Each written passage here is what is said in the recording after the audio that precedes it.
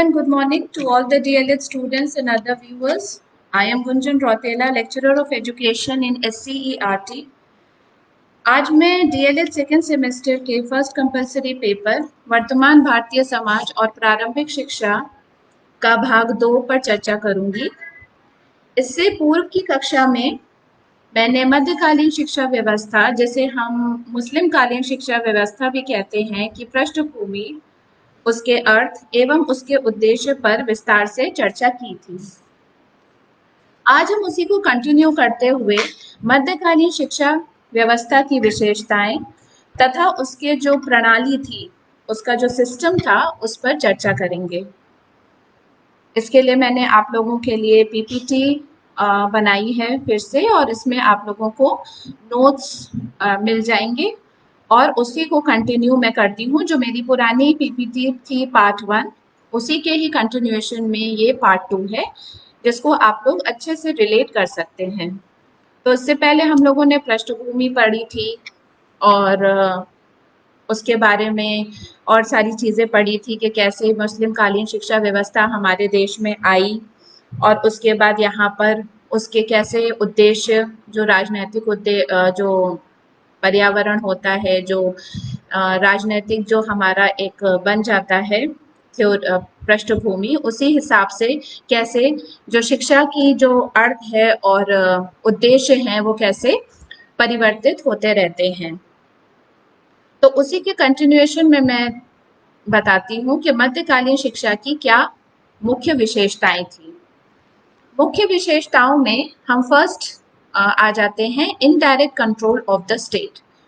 जैसे कि मैंने आपको पहले भी बताया कि हर शिक्षा व्यवस्था में जो स्टेट का जो कंट्रोल होता है, उससे बहुत ज़्यादा इन्फ्लुएंस्ड होता है हमारी एजुकेशन सिस्टम। वो उसका इम्पैक्ट, जो भी हमारा राजनीतिक परिवेश होता है, जो भी राजनीतिक उस समय माहौल होता है, उससे बहुत ज़्यादा इन्फ्लुएंस्ड होकर के हमारी जो शिक्षा व्यवस्था है, जो एजुकेशन सिस्टम है, वो कार्य करती है। तो शिक्षा व्यवस्था जो उस समय की थी, मध्यकालीन युग की, वो राज्य के संरक्षण में की जाती थी। During the medieval period, all the Muslim kings established maktabs and madrasas to propagate Islamic religion and culture. They also provided financial aid to these. Thus, there was an indirect control of the state upon education. The financial aid, जो राज्य वहाँ पे शासन करता है, जो राज्य होता है, वो फाइनेंशियल एड प्रोवाइड करता है। और जो हमारे मुस्लिम शासक थे, उन्होंने मकतब्स और मदरसाज को इस्टेब्लिश किए। किस लिए इस्टेब्लिश किए? इस्लामिक रिलीजन को और कल्चर का प्रचार प्रसार करने के लिए। तो इस हिसाब से वहाँ पे जो स्टेट का जो कंट्रोल था, उसको हम कहते हैं, वो इनडायरेक्टली उसको कंट्रोल करते थे एजुकेशन सिस्टम को। नेक्स्ट पॉइंट पे हम देखते हैं कि जो उसकी दूसरी विशेषता थी, वो थी निशुल्क शिक्षा, फ्री एजुकेशन। जो वहाँ पे मकतब्स थे और मदरसास थे, उसमें फीस चार्ज नहीं की जाती थी, और इवन जो फूड और क्लोथिंग की व्यवस्था थी, जो स्टूडेंट्स को दी जाती थी, फूड और क्लोथिंग, वो भी फ्री ऑफ कॉस्ट थी। और इसके अलावा जो ब्रिलियंट स्टूडेंट्स थे, मकतब्स और मदरसाज में पढ़ने वाले जो अच्छे स्टूडेंट्स थे, जो स्कॉलर्स थे, उन लोगों को, जो ब्रिलियंट स्टूडेंट्स थे, उन लोगों को स्कॉलरशिप्स भी दी जाती थी। उसकी व्यवस्था भी वहाँ पे मुस्लिम कालीन शिक्षा में सिस्टम में थी। उसके बाद हम देखते हैं कि आय का स्रोत क्या था। What was the source of income? During this period, all the Muslim emperors gave financial aid to maktabs and madrasas. Government officials on higher posts also helped these institutions financially. Islamic devotees also contributed to these institutions. They considered it their sacred duty to run these institutions. Means जो हमारा source of income था, उसमें जो हमारी government थी, हम लोगों ने अभी पढ़ा कि वो फाइनेंशियली एड करती थी मकतब्स और मदरसास को।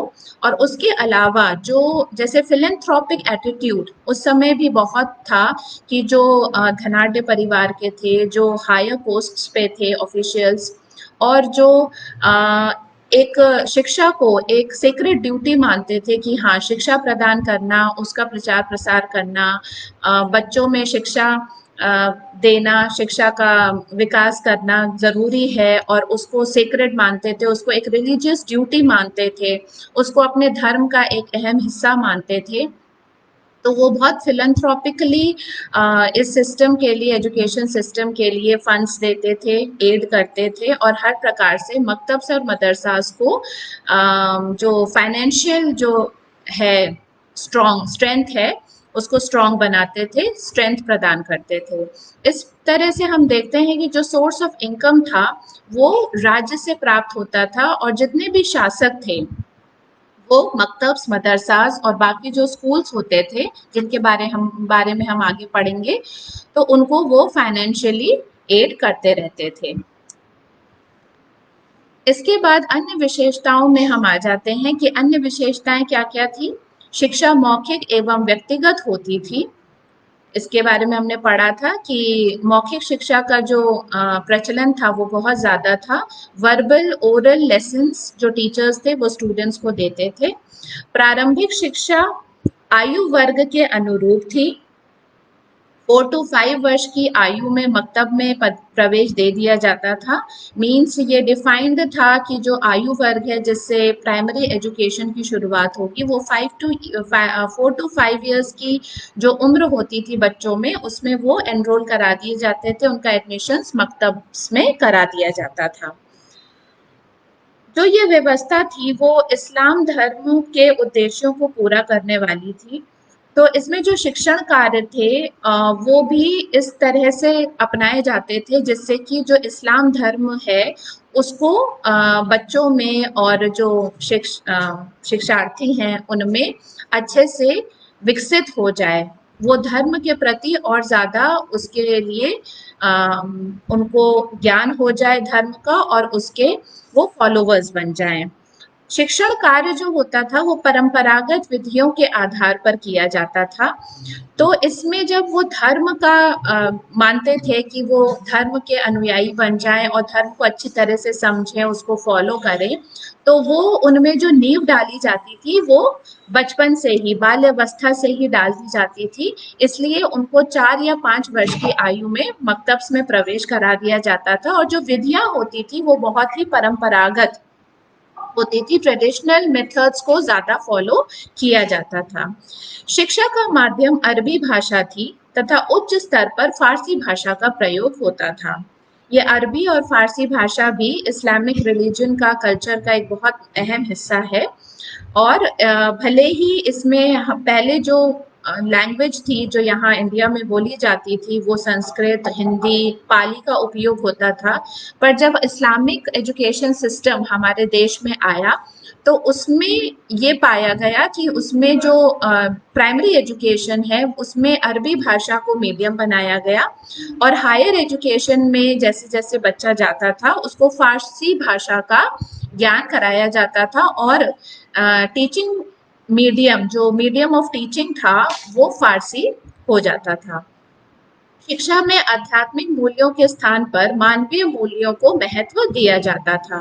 मीन्स जो आध्यात्मिक मूल्य हैं उनसे ज़्यादा जो मतलब स्पिरिचुअल नॉलेज और जो स्पिरिचुअल उसकी बात हम लोग स्पिरिट्स की बात करते हैं उससे ज़्यादा उनकी जो एजुकेशन सिस्टम था वो किस पे बेस्ड था, मानवीय मूल्यों पे, वैल्यूज को वो ज़्यादा इम्पोर्टेंस देते थे। वो ये सोचते थे कि बच्चे में जो धर्म है, आध्यात्म है, उसके अलावा उनके अंदर मूल्यों का भी एक विकास हो और ह्यूमन वैल्यूज को वो अपने एजुकेशन सिस्टम में बहुत ज़्यादा इम्पोर्टेंस देते थे।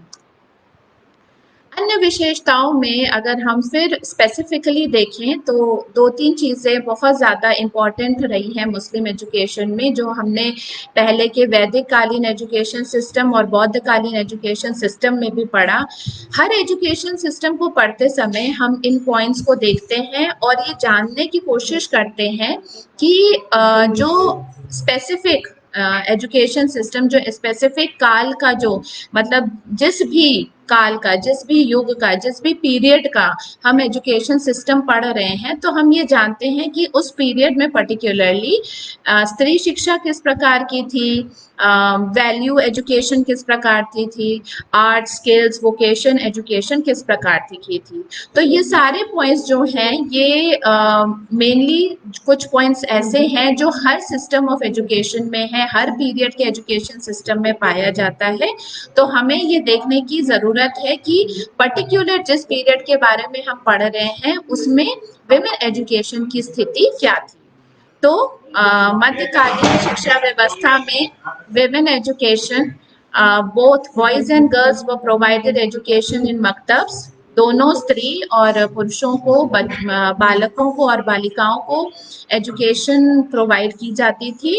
And the centres of primary education in maktabs, the centers of primary education, but girls were forbidden from entering madrasas. Primary education में boys and girls दोनों को मकतब्स में एडमिशन्स मिलता था, एंट्री मिलती थी, बट जैसे जैसे वो हायर एजुकेशन में जाते थे तो गर्ल्स जो थी उनको मदरसाज में एंट्री की को प्रोहिबिट किया जाता था, उनको अलाउड नहीं था।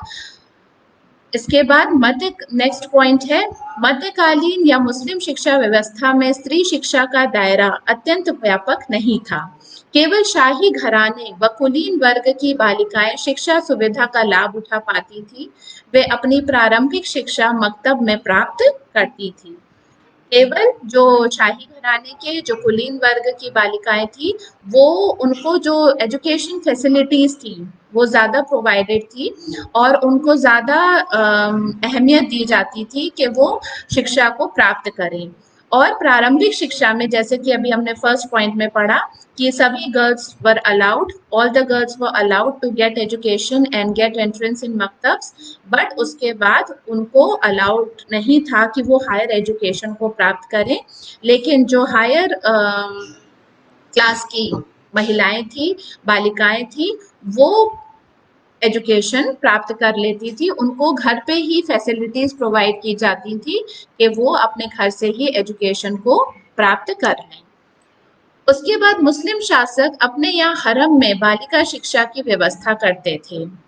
ये एक इम्पॉर्टेंट चीज है जिससे हम जानते हैं कि किस प्रकार से हायर क्लास की जो महिलाएं थी वो शिक्षा को ग्रहण कर पाती थी, क्योंकि उनके यहाँ घर में वो फैसिलिटीज दी जाती थी कि वो शिक्षा को प्राप्त कर सके विदाउट एनी हिंड्रेंस।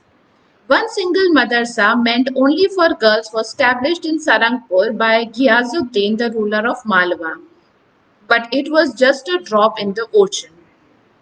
अब इस पॉइंट से हम जानते हैं कि उस समय सिर्फ एक ही मदरसा ऐसा एस्टैब्लिश किया गया था जो गियाजुद्दीन तुगलक ने बनाया था, जो मालवा के रूलर थे। उन्होंने सारंगपुर पे एक गर्ल्स के लिए एक मदरसा को स्टैब्लिश किया था, बट जैसे कि इस पॉइंट में लिखा है, but it was just a drop in the ocean, मतलब एक इतने बड़े जो महिला समाज है, इतना बड़ा जो एक समुद्र के समान एक महिलाओं का जो पॉपुलेशन है, उसमें सिर्फ एक मदरसा स्टैब्लिश कर लेना और वहाँ पे गर्ल्स को पढ़ाने की व्यवस्था करना बहुत ही भले ही वो बहुत इम्पोर्टेंट था, बट फिर भी वो इतने बड़े पॉपुलेशन में केवल एक छोटी सी ही पहल थी। But the system being in vogue, only few people sent their daughters in these schools. अब एक ये बहुत बड़ा ऑब्स्टिकल था, एक बहुत बड़ा हिंड्रेंस था जो कि पर्दा सिस्टम हमारे मुस्लिम समाज में था। उस समय बहुत ज़्यादा स्ट्रिक्टली फॉलो किया जाता था। इसकी वजह से भी केवल कुछ ही लोग अपने लड़कियों को, अपने बच्चों को, अपने डॉटर्स को इन स्कूल्स में भेजा करते थे। तुर्क अफगान काल में शहजादियों को व्यक्तिगत रूप से शिक्षा देने का प्रबंध था। मीन्स वहाँ पे व्यक्तिगत रूप में, जैसे कि अभी हमने पढ़ा कि जो मुगल शासक थे वो अपने घर पे हरम में शहजादियों को शिक्षा प्रदान करवाते थे, उसी प्रकार प्राप्त करवाते थे। उसी प्रकार तुर्क अफगान काल में भी हम देखते हैं कि इंडिविजुअली वो अपने जो डॉटर्स हैं, अपनी बेटियों को शिक्षा देने का प्रबंध करवाते थे। इसी का परिणाम था कि भारतीय इतिहास को रजिया, गुलबदन बेगम, जहां आरा, नूरजहां, मुमताज महल जैसी विदुषी महिलाएं मिली। ये सभी जो महिलाओं का नाम अभी हम पढ़ रहे हैं, ये बहुत ही पॉपुलर है, वेल नोन है। हम इनके बारे में हिस्ट्री में बहुत ही डिटेल में पढ़ते हैं और जानते हैं कि इन लोगों ने हमारे समाज में, भारतीय समाज में कितने बड़े बड़े कंट्रीब्यूशन किए। वो ना केवल जैसे रजिया सुल्तान हमारे दिल्ली के की फर्स्ट विमेन सुल्तान मानी जाती हैं, उन्होंने ना केवल राजनीति में अपना स्टैंड लिया और अपने आप को साबित किया, उसके अलावा अपार्ट फ्रॉम दिस वो लोग उन लोगों ने साहित्य में, भारतीय साहित्य में भी और इसमें एजुकेशन सिस्टम में भी बहुत ही अहम भूमिका अपनाई और बहुत बड़े बड़े उनके योगदान रहे हमारे भारतीय समाज में और भारतीय शिक्षा व्यवस्था में भी। तो बाबर की जो पुत्री थी गुलबदन बेगम, उन्होंने हुमायूं नामा लिखा, जो एक बहुत ही ज़्यादा पॉपुलर है और बहुत श्रेष्ठ ऐतिहासिक ग्रंथ माना जाता है। इसी प्रकार सलीमा सुल्तान जो हुमायूं की नीस थी, वो एक बहुत अच्छी पोएटिस थी और Noor Jahan, Mumtaz Mahal, Jahan Ara were scholars of Arabic and Persian. इसी तरह हम और एग्जाम्पल्स देखते हैं स्त्री शिक्षा में जिन्होंने अपने जीवन काल में बहुत कंट्रीब्यूट किया।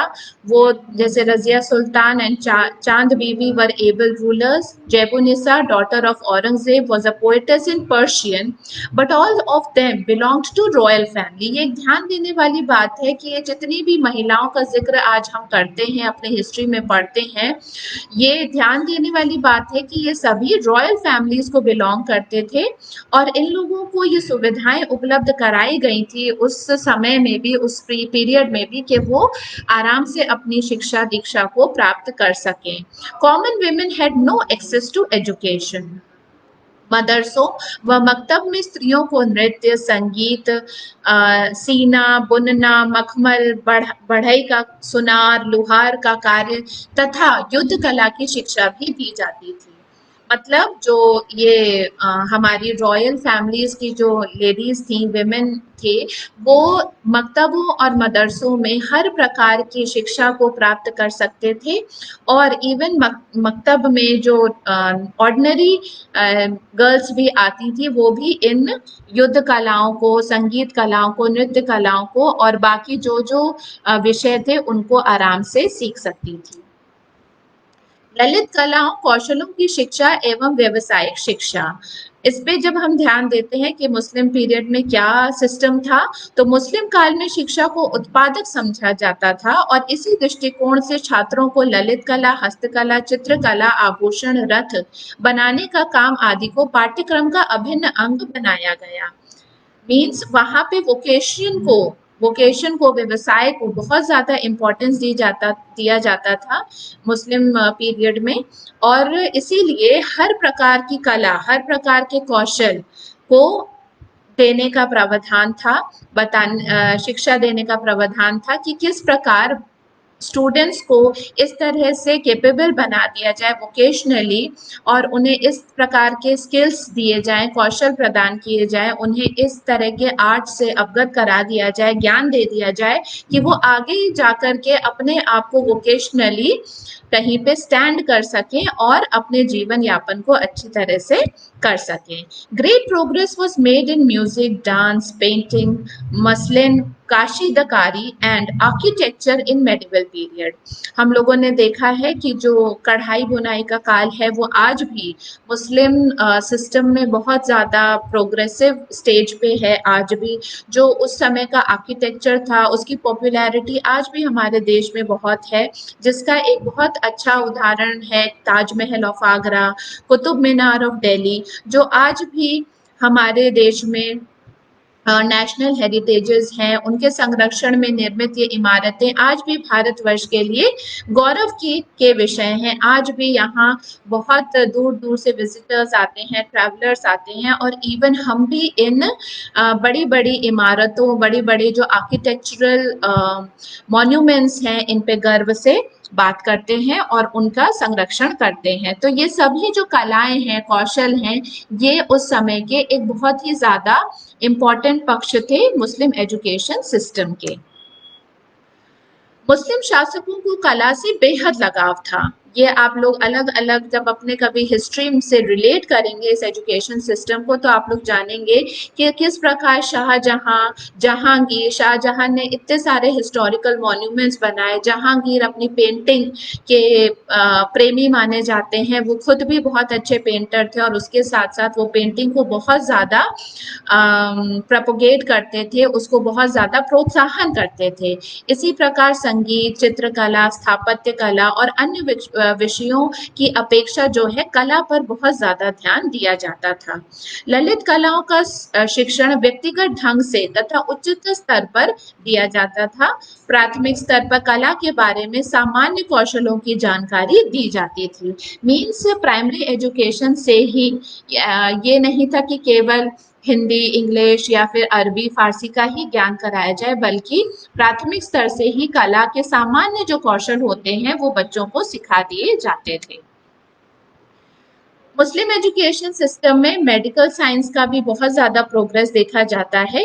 मेनली जो यूनानी मेडिकल साइंस है, जो आयुर्वेद मेडिकल साइंस था वो तो ऑलरेडी डेवलप हो चुका था इस मुस्लिम कालीन पीरियड तक। It was already developed at his developed stage, जो आयुर्वेद मेडिकल साइंस था।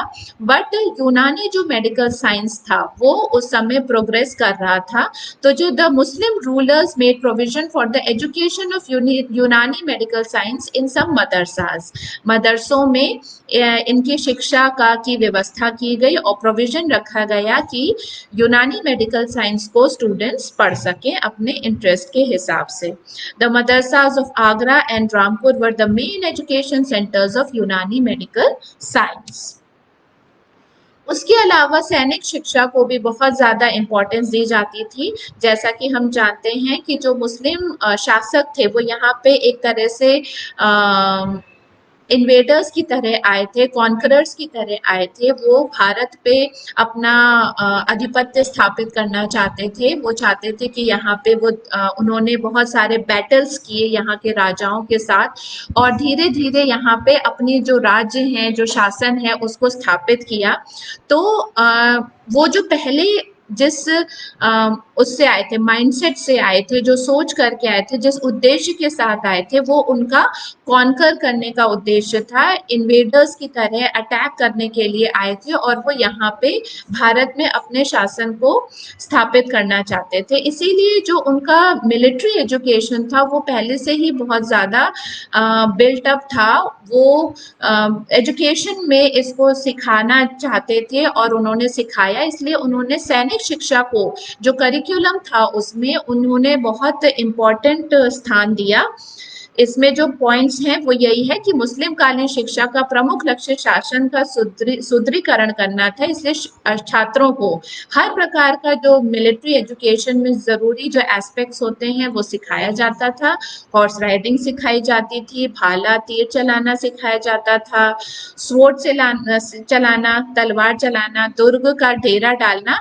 जो ये अलग-अलग जो एस्पेक्ट्स थे, जो विषय थे मिलिट्री एजुकेशन से रिलेटेड, वो उन्होंने अपने करिकुलम में डाले और इस प्रकार से वो चाहते थे कि हर छात्र को बेसिक मिलिट्री एजुकेशन मिलनी ही चाहिए। और special madrasas were establish to impart military education only. कुछ ऐसे मदरसों को भी एस्टैब्लिश किया गया जहाँ पे केवल मिलिट्री एजुकेशन दिया जाता था।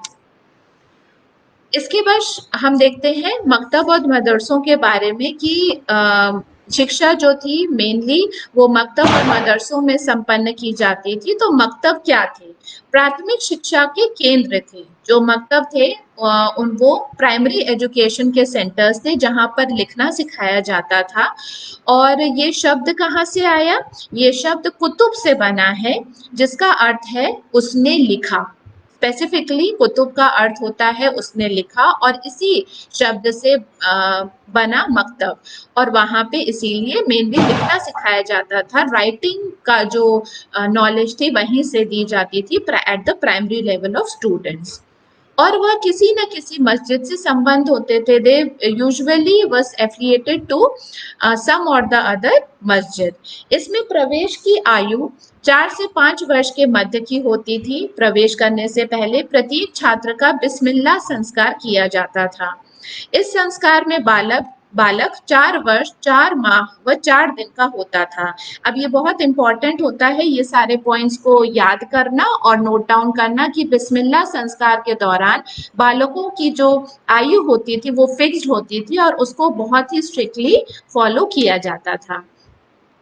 मकतबों में पड़ोसी क्षेत्र से अध्ययन करने आए विद्यार्थियों के रहने खाने पीने की व्यवस्था मदरसों से संबद्ध छात्रावासों में की जाती थी। वहां निशुल्क पाठ्य सामग्री भी वितरित की जाती थी। ये सारे ही जो फंडिंग का सिस्टम था वो वहाँ की जो शासक थे, मुस्लिम शासक, वो बहुत ही अच्छे तरह से उसको सपोर्ट करते थे। और इस तरह से वहाँ पे जो पाठ्य सामग्री थी, स्टडी मटेरियल था, वो भी उन्हें निशुल्क प्रोवाइड किया जाता था और इवन हॉस्टल्स की फैसिलिटी भी दी जाती थी।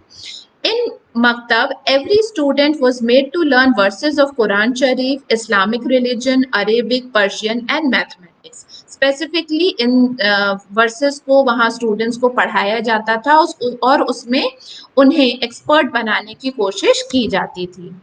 तो एक और ये पीपीटी है हायर एजुकेशन के बारे में। आगे हम पढ़ते हैं कि मकतब के बाद जो मदरसे होते थे वो स्पेसिफिकली हायर एजुकेशन के लिए पर्पस से होते थे। And the word madrasa was derived from an Arabic word dars which means lecture. जिस तरह से मकतब में हमने पढ़ा कि वो कुतुब वर्ड से बना था और उसका मतलब था उसने लिखा, जिसमें उन्हें लिखना सिखाया जाता था। इसी तरह से जो मदरसा वर्ड था वो अरेबिक वर्ड से बना था दार्स, और उसका मतलब था लेक्चर। जैसे जैसे हम हायर एजुकेशन में जाते हैं तो वहाँ पे जो टीचिंग मेथड होता है वो लेक्चर मेथड को ज्यादा अपनाया जाता है, व्याख्यान विधि को ज्यादा अपनाया जाता है। शायद इसी मीनिंग को लेते हुए मदरसा का नाम इस प्रकार से रखा गया कि हायर एजुकेशन में जो एजुकेशनल इंस्टीट्यूशन होते थे उनको मदरसा नाम से कहा जाता था, जहाँ पे स्पेसिफिकली इस्लामिक रिलीजन कल्चर का जो मेन स्पिरिट है वो प्रोवाइड की जाती थी स्टूडेंट्स को। यह उच्च शिक्षा से संबंधित थे, जैसे हमने पढ़ा, और हमने ये भी पढ़ लिया अभी अपने पिछली पीपीटी में भी कि वो किस वर्ड से बना था, द्रास से बना था, जिसका मीनिंग है लेक्चर। तो मदरसाज वो mostly located either in state capital और इन बिग सिटीज। जो हायर एजुकेशनल इंस्टीट्यूट्स होते थे वो ज्यादातर बड़े बड़े शहरों में या कैपिटल सिटीज में होते थे। These madrasas were multi teacher institutions and teachers were paid handsome salary from the state exchequer. वहाँ पे टीचर्स की कोई कमी नहीं थी, वहाँ पे हर प्रकार के एक्सपर्ट्स होते थे जो स्टूडेंट्स को हर तरह की विद्या प्रदान करते थे, और उन्हें अच्छा खासा सैलरी भी दिया जाता था स्टेट्स के थ्रू। अपार्ट फ्रॉम मकतब्स एंड मदरसाज, अब ये मैं आप लोगों को कुछ अलग से इम्पोर्टेंट बताने जा रही हूँ कि केवल हम जब मुस्लिम एजुकेशन सिस्टम के बारे में पढ़ते हैं तो हम मकतब और मदरसा के बारे में जानते हैं और उसी के बारे में हर किताब में हर जगह पढ़ते हैं और पढ़ाते हैं। लेकिन कुछ ऐसे इंस्टीट्यूट्स अलग से भी थे जहाँ पे मुस्लिम एजुकेशन सिस्टम व्यवस्था जो सिस्टम था वो फॉलो किया जाता था। उनको कहा जाता था खनकास, दरगास, Quran schools, Persian Quran schools and Arabic schools. जो इब्न बतूता थे, अब ये स्कूल्स के बारे में आप लोग डिटेल में पढ़ सकते हैं, ऑनलाइन कंटेंट में भी पढ़ सकते हैं, बुक्स में भी पढ़ सकते हैं कि मकतब्स और मदरसास के अलावा भी ऐसे स्कूल्स होते थे जहाँ पे मुस्लिम एजुकेशन प्रोवाइड की जाती थी। अब जो हमारे इब्न बतूता थे इनके बारे में भी आप लोगों ने हिस्ट्री में पढ़ा होगा। वो एक मोरक्कन ट्रैवलर थे और उन्होंने मोहम्मद बिन तुगलक के टाइम पे इंडिया को विजिट किया था, उन्होंने जो एक बुक लिखी थी रिहला, वो एक ट्रैवलॉग थी जिसमें उन्होंने मोहम्मद बिन तुगलक के टाइम पे उनके जो जो शासन काल है उस टाइम के बारे में उन्होंने बहुत ही विस्तार से रहला अपने रहला बुक में लिखा है। और उस समय का जो ज्योग्राफिकल, इकोनॉमिक और सोशल कंडीशंस थे इंडिया में, उसके बारे में उन्होंने अपनी बुक में बहुत अच्छे से विस्तार से, बहुत गहनता से अध्ययन करके उसके बारे में उन्होंने लिखा हुआ है। तो उन्होंने अपने एक मेमोयर में लिखा था कि जो मदरसाज हैं, अब जो ये हिस्टोरियंस होते हैं ना, वो हमारे हर सिस्टम को बहुत ही ज़्यादा डेप्थ में जा करके, जब वो हर उस देश के, कंट्री के जो व्यवस्था है, कंडीशन है, उसको देखते हैं तो बहुत डेप्थ में जा करके उसका वर्णन करते हैं, जो हमें वैसे पता नहीं चलता है आम तरह से। अगर हम जानने की कोशिश करेंगे ऑर्डिनरली, जनरली, तो हमें नहीं पता चलेगा। बट हम ऐसी कुछ किताबें हिस्टोरियंस की पढ़ते हैं तो हम कुछ कुछ चीजें अपने सिस्टम के बारे में और बेहतर तरीके से जानते हैं। तो इब्न बतूता ने अपने मेमोयर में लिखा था कि जो मदरसाज हैं वहाँ पे बड़ी बड़ी लाइब्रेरीज होती थी और वहाँ पे इस्लामिक रिलीजन, अरेबिक और पर्शियन लिटरेचर पे बहुत सारी किताबें उपलब्ध थी।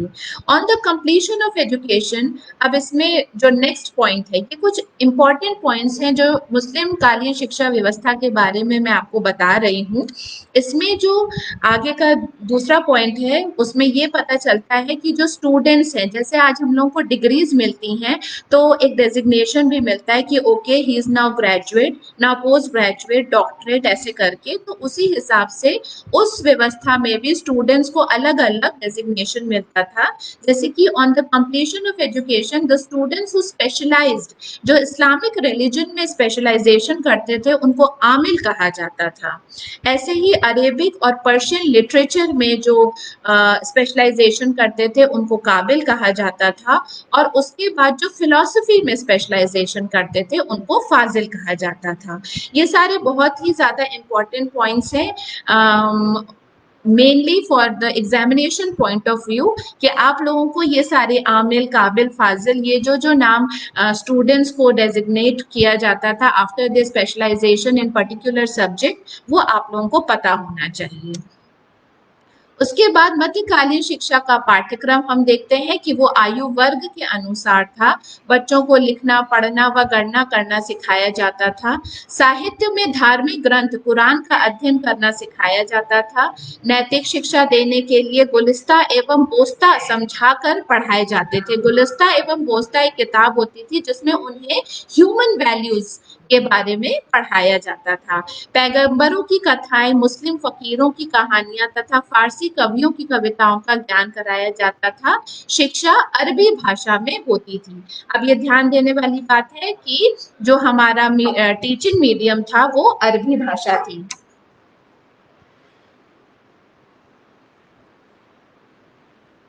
अभी ऑल्दो मेरा अभी भी आप लोगों को पढ़ाने के लिए अभी बहुत सारे पॉइंट्स थे, बट क्योंकि अब टाइम आज हमारी क्लास का ओवर हो चुका है एंड आई थॉट कि मैं आप लोगों को ये सारी चीज़ें बता दूंगी, but it is not possible now.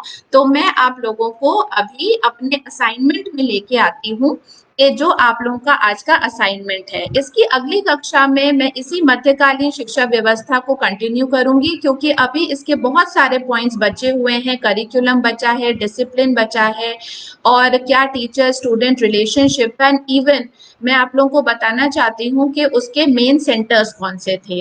तो ये सारी चीज़ें हम अपने नेक्स्ट पार्ट में कंटिन्यू करेंगे मध्यकालीन शिक्षा व्यवस्था के भाग 2 में। और आज के असाइनमेंट में आते हुए मैं आप लोगों को बता दूं कि आप लोगों को शॉर्ट नोट्स लिखने हैं बिस्मिल्लाह खानी में, जिसके बारे में मैंने आज के लेक्चर में आप लोगों से चर्चा करी, मकतब और मदरसा के बारे में। इन असाइनमेंट्स को करके आप लोग अपने डायट्स और कॉलेजेस में सबमिट कर सकते हैं। इसी के साथ आज मैं अपनी ऑनलाइन क्लास को फिनिश करती हूँ। Hope to see you all again very soon in my next online class. Thank you so much.